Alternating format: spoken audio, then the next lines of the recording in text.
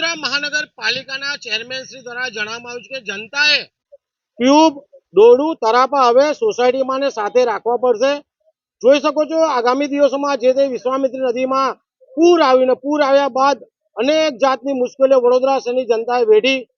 પાણીમાં બબે ત્રણ દિવસ રહ્યા, પાણી વગર વલખા માર્યા, જમ્યા વગર વલખા માર્યા, સહાય ના મળી અને ચેરમેનનું આ નિવેદન છે એનો વિરોધ કર્યા છે.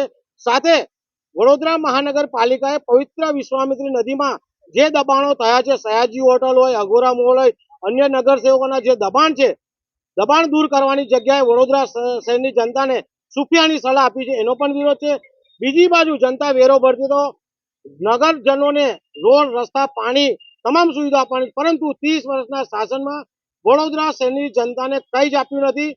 આ હાસ્યાસ્પદ નિવેદન નથી, પરંતુ ચેરમેન સાહેબ દ્વારા એમના દિલની વાત કહી દીધી છે અને નગરજનોને ચેત્યા છે. આગામી દિવસોમાં અમારા વકીલશ્રી મિત્રોને પણ વિનંતી છે કે વડોદરા મહાનગરપાલિકા સુપરસીડ થાય તેવી કાર્યવાહી કરે અને સાથે આ વડોદરા શહેરના નગરસેવકોને વિનંતી છે, થોડી પણ શરમ હોય તો તમામ નગરસેવકો, મેયરશ્રી, ચેરમેનશ્રી રાજીનામું આપે અને વડોદરા શહેરની જનતાનો અત્યારે જે રીતના મુશ્કેલીઓ વેઠી છે એવી મુશ્કેલીઓ ના મળે એ માટે જનતા પણ જાગે તેવી અમારી માંગ છે.